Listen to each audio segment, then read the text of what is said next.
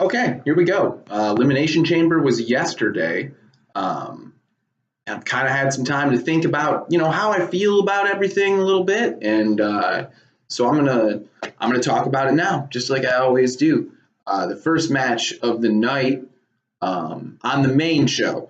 On the pre-show, we had the Cruiserweight Championship match. Buddy Murphy retained, and it was, excuse me, it was an excellent match with a lot of really good spots.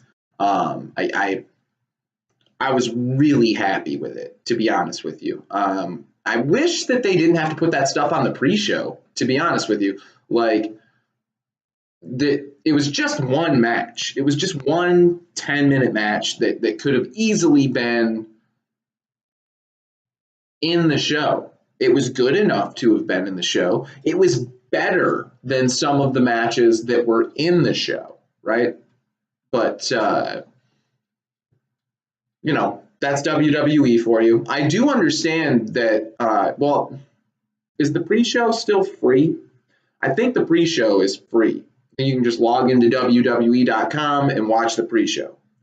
And it makes, I guess, having a match on there and a good one at that might make people a little bit more likely to subscribe to WWE Network if they're not a mark. Or if you are a mark, call up your, cable company or satellite company and order the pay-per-view, which to me is just like, even if you only want it for one, you might as well just sign up for the network, right? Like at this point, who in 2019, wow, who in 2019 is ordering one-off WWE pay-per-views? It just makes no sense to me. Anyway, so the first match on the real show was it was the women's tag team elimination chamber match, and starting in the ring were Sasha, Bailey, and Mandy and Sonya. That's who started out, and they start out. Sasha and Bailey started out really strong. There was a spot where, before we were waiting for the third team to come in, there was a spot where Mandy Rose had her foot caught in the chain links. I don't remember how it got there. Maybe she went to go kick one of either Sasha or Bailey, and they moved out of the way. I can't remember exactly how she got her foot caught, but I remember thinking, oh, let's see what's going to come of this. For a minute, I maybe thought even that it was like an accident. Okay. I thought it was an accident until Bailey comes up and just has one of the nastiest spots of the whole night when you think about it. And by the way, Mandy Rose's foot wasn't just stuck. It was stuck higher than I can kick. I can't kick high. Like, I'm not some kind of flexible person. So I don't know how much of a brag that is, but it was up over her shoulder. Like, she had kicked above her shoulder and got her foot stuck. So Bailey, she's kind of at, I would say, about a 60-degree angle to the wall, to the chain, trying to get her foot unstuck. And Bailey comes by and just hits her with one of the nastiest, I can't remember if it was like a neck breaker or some other type of slam. It's a shame. But either way, it was nasty, and it was made nastier. It would have been nasty by itself. It was made nastier by the fact that Mandy Rose's foot caught up in the chain. Now she, if you can imagine, we're going to use Drax the Destroyer here. Kicked up, foot caught in the chain. Bailey comes by with the neck breaker, and there's all this tension right through here that I would imagine would take place if that were to happen with somebody who didn't know how to work it, right? So that was the first nasty spot of the night. It was in the first match of the night. So I guess, good for them. The Riot Squad, Liv Morgan and Sarah Logan, who have way too similar names to be on the same team. If you think about it, Liv Morgan and Sarah Logan. How do you not mess that up all the time? I'm not even sure that I just didn't mess it up. Anyway, so they came in and they start very strong against Sasha and Bayley. Mandy Rose and Sonya Deville have been, at this point, when the Riot Squad enters the match, they're kind of out of it already, in a way. They're out of it at the moment. Bayley eventually, though, after kind of getting bullied around a little bit by the Riot Squad coming into the ring, Bayley eventually just catches fire, right, and just clears the ring. You say clears the ring. Everybody was either outside the ropes or on the ground. You know, that's as close to clearing the ring as you can get in an Elimination Chamber match.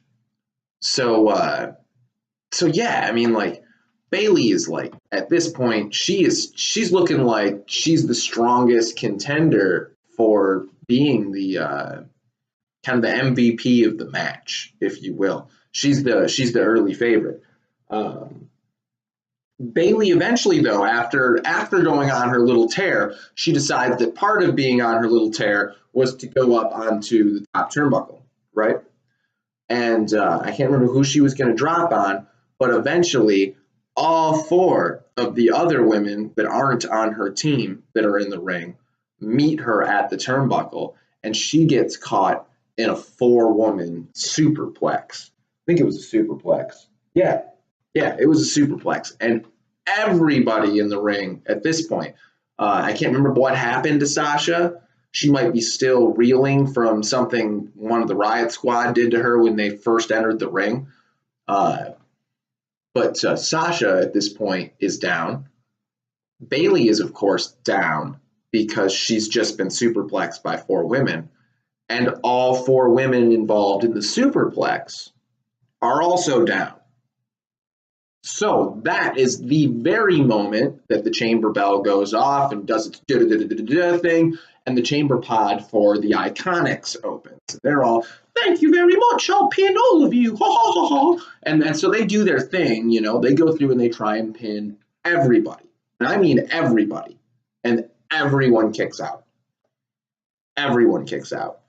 But that isn't the end of the story for the Iconics entrance. They eventually they very well take control of the match for at least a couple of minutes.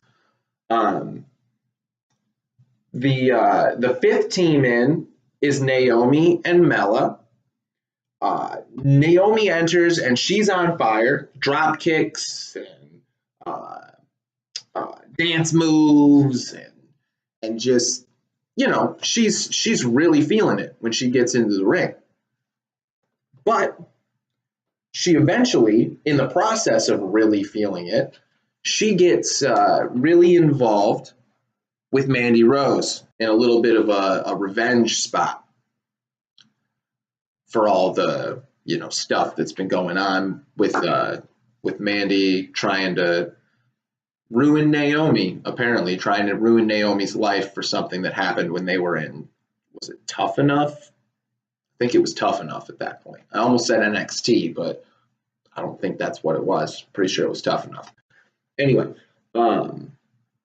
so she gets caught in this revenge spot with Mandy Rose, and she takes a pin. The Iconics, they pin her with a tandem pin. So we have one Iconic on her chest, like wrapping her legs, and another Iconic, can't remember which one was doing which, on top of her legs then, like reinforcing the pin. So this is a doubly enforced pin, which is completely legal at Elimination Chamber when all the women, when there's not really any tagging going on, obviously. And so they're out.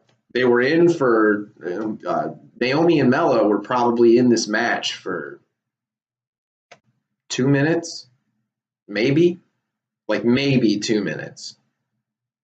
it felt like about 30 seconds. So it's hard to say exactly how long it was, because sometimes 2 minutes in these matches can feel like 10 minutes. So just because it's like can be so intense and so like grueling, or sometimes because it's so damn boring, right? So let's be honest.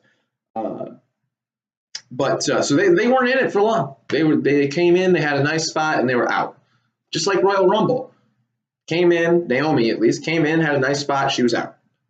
It was with Mandy Rose, too. She came in, she got a revenge on Mandy Rose. She threw her out of the ring, and then Mandy Rose kind of got revenge on Naomi, and Naomi was out. So, which is kind of a bummer, I think. I mean, Naomi and Carmella, they aren't exactly a tag team, like a real tag team. I mean, let's not forget that the last person that Naomi just recently was tagging with was Asuka. The only reason Asuka isn't involved in this match is because she's already the SmackDown Women's Champion. So they just threw two of their, more premier female wrestlers together that are on the same show, convenient, throw them together. That's a way to get both Naomi and Carmella into the match. That's all it was. And I can't think of anything other than a little bit of awkwardness with everything going on with Corey Graves, which if you've only heard the initial stuff about that, it might be good to look back into it a little bit. Apparently, Corey Graves and his wife have been in the process of divorce for 6 or 8 months, and Corey hasn't lived at home for 3 of those months, and he recently informed his soon-to-be ex-wife that he had entered a relationship with another person. And then she made it look like on Twitter as though Corey Graves had been cheating on her, which may be the case. But now that cooler heads are looking at this, the chatter on the internet and stuff like that, wrestling, reporting websites and stuff, is that he very well may not have cheated. His side of, the other side of the story is that they were getting a divorce and she was free to see other people and so was he, and he just did the right thing to tell her that he was, and they have children together. I assume he sees those children. It sounds like he was just trying to do the right thing. Maybe, though, it may be what his soon-to-be ex-wife said was true. I don't want to get involved in all that stuff, but that only to say that was the most intriguing thing about Carmella's involvement in this match at all was a little bit of awkwardness with Corey. And, I saw a lot of people on the internet also talking about how, it's even more cringy and awkward now to hear Corey Graves being all pervy about Mandy Rose, knowing that he's involved with Carmella. And they were saying it like because of all the the cheating rumors and stuff like that. They were saying it as though Corey Graves was some kind of gross person, which again he might be. I don't know the guy, and I'm not a fan of his commentary or anything. So I'm not trying to defend him just to defend him. Just it sounds like he's kind of getting thrown under the bus, and maybe he didn't actually do anything. But because of the whole conversation about him and potentially having cheated on his wife and stuff like that, people were making out like all the stuff he says about Mandy Rose is like extra proof that he's a gross person. Him saying those things, just I know 12 people watch this, and I'm so thankful because you guys are the only reason I'm doing this is the 12 people who like to hear me talk about wrestling, and I love you guys, So I don't think necessarily any of you thought this, but I wish people would kind of try to understand that the pervy things that Corey Graves says about Mandy Rose are unfortunate. And I wish that they didn't happen, and I wish that wasn't a part of wrestling. But that's not a part of Corey Graves' character. That's a part of Mandy Rose's character.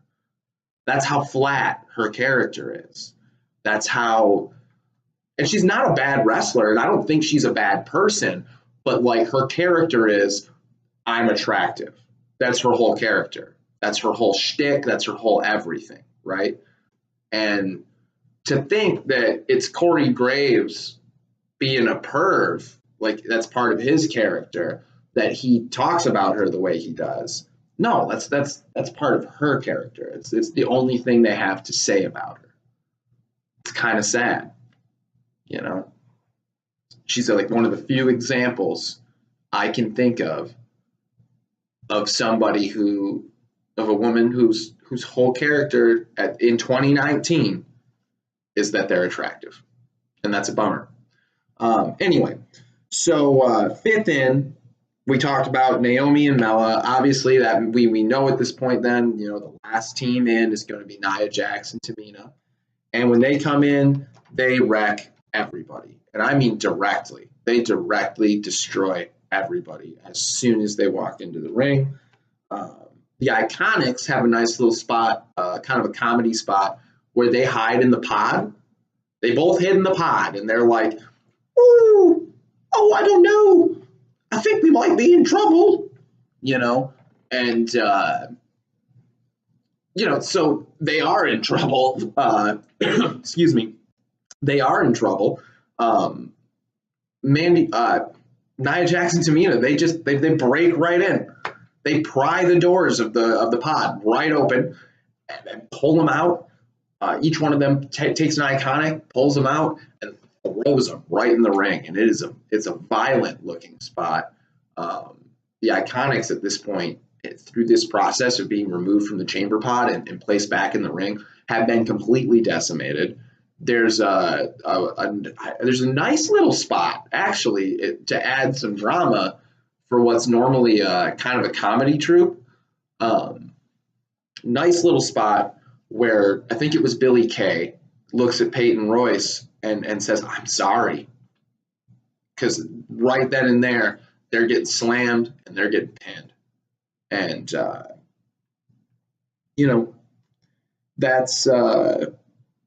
that's the way it goes, right?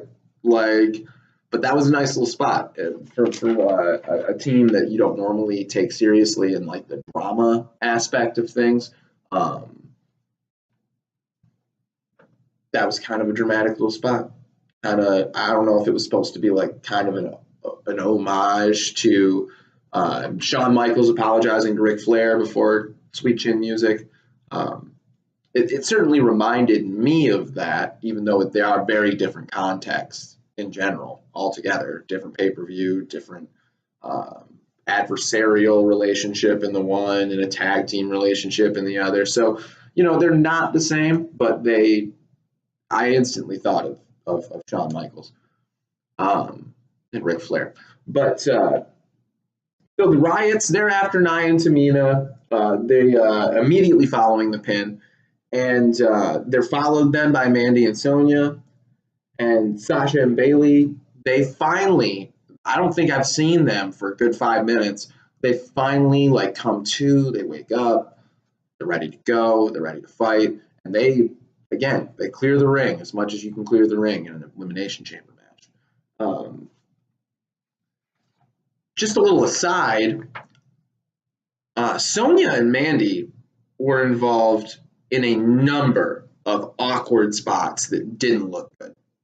I'm not sure if some of it was the camera guy. Some of it maybe is caused by some of the angles have to be a little bit different when you're shooting through a cage. I don't know.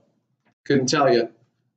But it was very noticeable. I don't know if this is always happening, and sometimes I just miss it. Sometimes when I'm watching wrestling, I'm also writing things down. Often I am, because there's things I want to remember, and I'm worried I won't. I'll remember who won, and I might remember one spot in a match, and then when I go and read something about it later, it's like I watched it again, right? But yeah, number of awkward spots involving them. Anyway, the Riot Squad, they climb atop the chamber, and while they're climbing up on top of the chamber, Nia is fighting Mandy, and Tamina is fighting Sonya.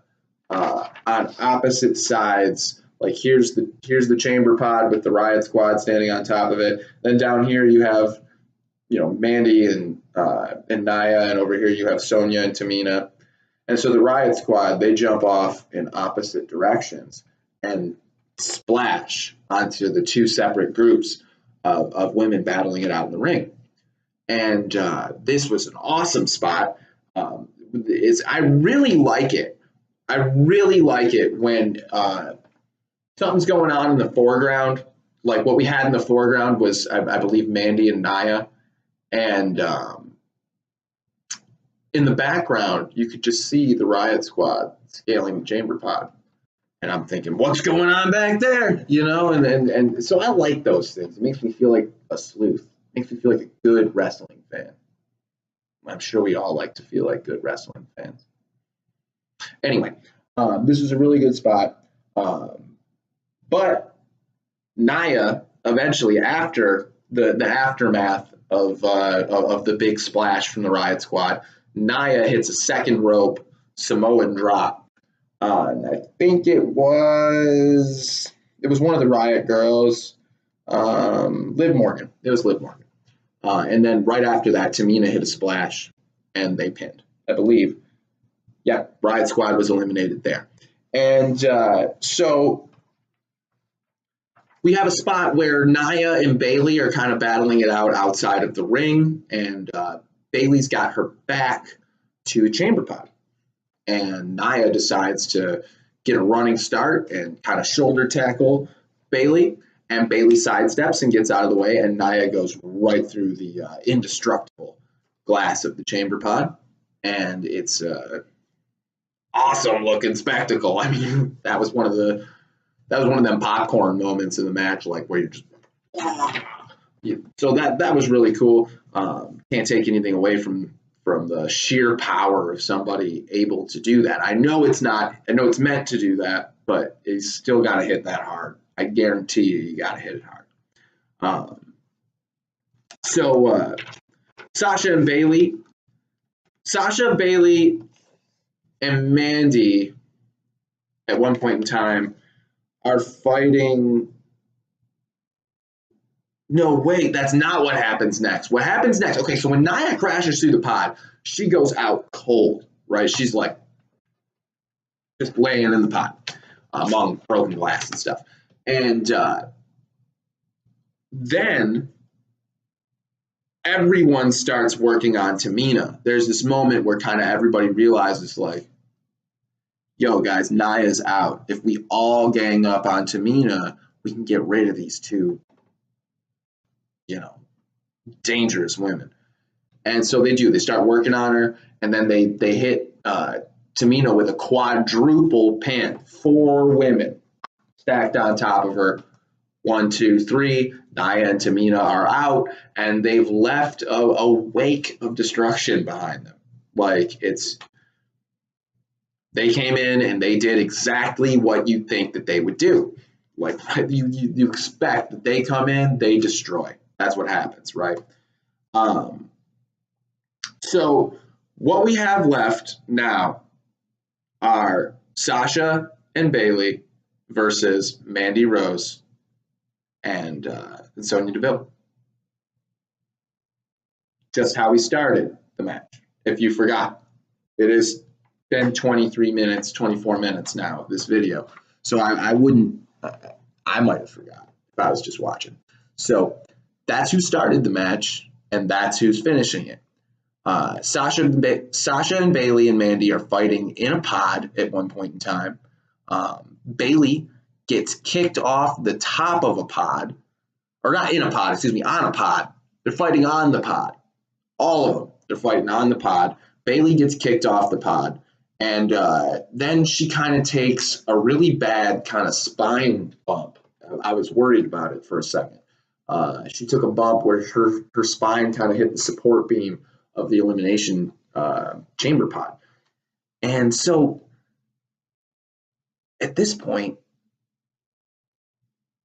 I don't know what's going to happen here. We got a team from Raw. We've got a team from SmackDown. That makes a certain amount of sense. we've got a really established tag team that I thought was going to win, and a tag team that I was highly suspicious was going to be eliminated first. Even though they are an established team, they come off a little weak to me.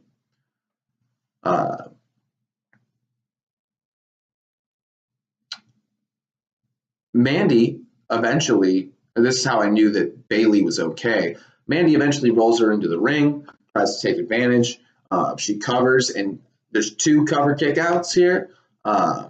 Sonya eventually gets caught up in kind of a modified bank statement, and she taps to Sasha, and Sasha and Bayley are the first ever SmackDown women, or WWE Tag Champions. I almost call them SmackDown Tag Champions. They're on Raw, for goodness sake. First ever, and we all knew that this was going to happen, I think. I don't think that there's a whole lot of surprise in that. But there were a lot of really cool spots in the Elimination Chamber, things that I won't forget. I'm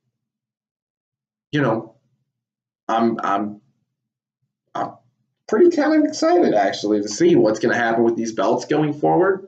I know some people are like, why have a brand split if you're going to have stuff going on between the brands? I think stuff going on between the brands is part of the key to making the brand split more exciting. So I'm excited to see a little bit of crosstalk in the women's division, especially with the tag teams between Raw and SmackDown. So yeah, that's I give this,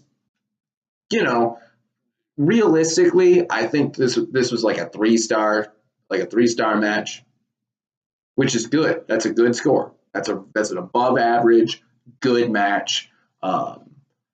I think even 3 stars, if you consider like that it's at a pay-per-view. Were you disappointed with it? No, I wasn't. 3 stars. It was a good match. There were a lot of good spots.